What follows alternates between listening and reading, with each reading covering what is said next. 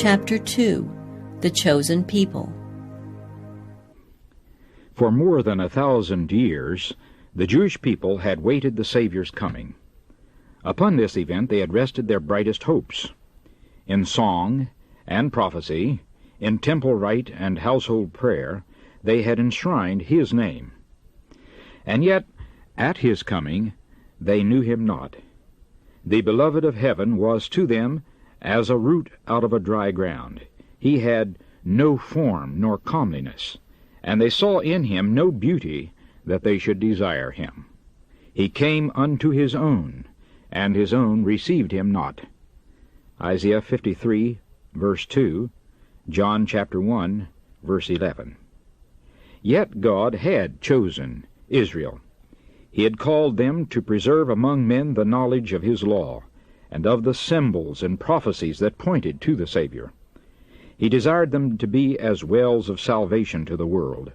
What Abraham was in the land of his sojourn, what Joseph was in Egypt, and Daniel in the courts of Babylon, the Hebrew people were to be among the nations. They were to reveal God to men. In the call of Abraham, the Lord had said, I will bless thee, and thou shalt be a blessing, and in thee shall all families of the earth be blessed. Genesis chapter 12, verses 2 and 3. The same teaching was repeated through the prophets.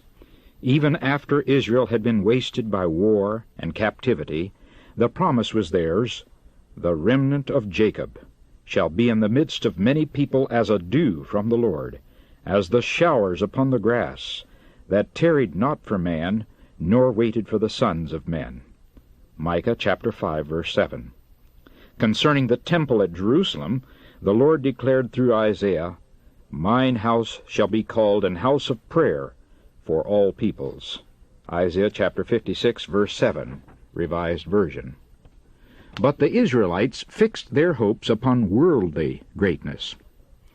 From the time of their entrance to the land of Canaan, they departed from the commandments of God and followed the ways of the heathen. It was in vain that God sent them warning by His prophets. In vain they suffered the chastisement of heathen oppression. Every reformation was followed by deeper apostasy. Had Israel been true to God, He could have accomplished His purpose through their honor and exaltation. If they had walked in the ways of obedience, He would have made them high above all nations which He hath made, in praise, and in name, and in honor. All people of the earth, said Moses, shall see that thou art called by the name of the Lord, and they shall be afraid of thee. The nations which shall hear all these statutes shall say, Surely this great nation is a wise and understanding people. Deuteronomy chapter 26, verse 19, Deuteronomy chapter 28, verse 10, and Deuteronomy chapter 4, verse 6.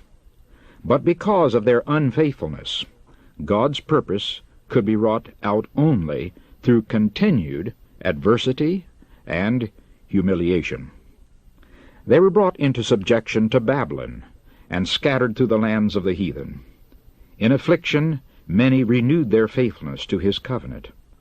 While they hung their harps upon the willows and mourned for the holy temple that was laid waste, the light of truth shone out through them, and a knowledge of God was spread among the nations. The heathen systems of sacrifice were a perversion of the system that God had appointed, and many a sincere observer of heathen rites learned from the Hebrews the meaning of the service divinely ordained, and in faith grasped the promise of a Redeemer. Many of the exiles suffered persecution. Not a few lost their lives because of their refusal to disregard the Sabbath and to observe the heathen festivals. As idolaters were roused to crush out the truth, the Lord brought His servants face to face with kings and rulers, that they and their people might receive the light. Time after time the greatest monarchs were led to proclaim the supremacy of the God whom their Hebrew captives worshipped. By the Babylonian captivity, the Israelites were effectually cured of the worship of graven images. During the centuries that followed, they suffered from the oppression of heathen foes, until the conviction became fixed that their prosperity depended upon their obedience to the law of God. But with too many of the people, obedience was not prompted by love. The motive was selfish. They rendered outward service to God as the means of attaining to national greatness.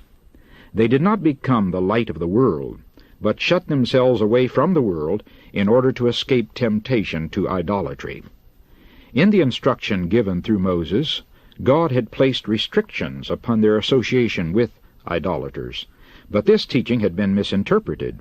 It was intended to prevent them from conforming to the practices of the heathen, but it was used to build up a wall of separation between Israel and all other nations. The Jews looked upon Jerusalem as their heaven, and they were actually jealous lest the Lord should show mercy to the Gentiles. After the return from Babylon, much attention was given to religious instruction. All over the country, synagogues were erected, where the law was expounded by the priests and scribes, and schools were established, which, together with the arts and sciences, professed to teach the principles of righteousness. But these agencies became corrupted. During the captivity, many of the people had received heathen ideas and customs, and these were brought into their religious service. In many things they conformed to the practices of idolaters. As they departed from God, the Jews in a great degree lost sight of the teaching of the ritual service. That service had been instituted by Christ himself. In every part it was a symbol of him, and it had been full of vitality and spiritual beauty. But the Jews lost the spiritual life from their ceremonies and clung to the dead forms. They trusted to the sacrifices and ordinances themselves, instead of resting upon him to whom they pointed. In order to supply the place of that which they had lost, the priests and rabbis multiplied requirements of their own, and the more rigid they grew, the less of the love of God was manifested. They measured their holiness by the multitude of their ceremonies, while their hearts were filled with pride and hypocrisy. With all their minute and burdensome injunctions, it was an impossibility to keep the law. Those who desired to serve God and who tried to observe the rabbinical precepts toiled under a heavy burden. They could find no rest from the accusings of a troubled conscience. Thus Satan worked to discourage the people, to lower their conception of the character of God, and to bring the faith of Israel into contempt. He hoped to establish the claim put forth when he rebelled in heaven, that the requirements of God were unjust and could not be obeyed. Even Israel, he declared, did not keep the law. While the Jews desired the advent of the Messiah, they had no true conception of his mission. They did not seek redemption from sin, but deliverance from the Romans. They looked for the Messiah to come as a conqueror, to break the oppressor's power, and exalt Israel to universal dominion. Thus the way was prepared for them to reject the Savior.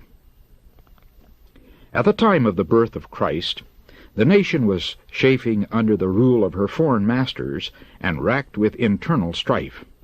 The Jews had been permitted to maintain the form of a separate government, but nothing could disguise the fact that they were under the Roman yoke, or reconcile them to the restriction of their power. The Romans claimed the right of appointing and removing the high priest, and the office was often secured by fraud, bribery, and even murder. Thus the priesthood became more and more corrupt. Yet the priests still possessed great power, and they employed it for selfish and mercenary ends. The people were subjected to their merciless demands, and were also heavily taxed by the Romans.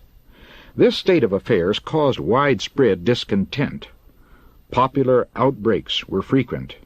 Greed and violence, distrust and spiritual apathy were eating out the very heart of the nation. Hatred of the Romans and national and spiritual pride led the Jews still to adhere rigorously to their forms of worship. The priests tried to maintain a reputation for sanctity by scrupulous attention to the ceremonies of religion. The people in their darkness and oppression, and the rulers thirsting for power, longed for the coming of one who would vanquish their enemies and restore the kingdom to Israel. They had studied the prophecies, but without spiritual insight. Thus, they overlooked those scriptures that point to the humiliation of Christ's first advent, and misapplied those that speak of the glory of his second coming. Pride obscured their vision. They interpreted prophecy in accordance with their selfish desires.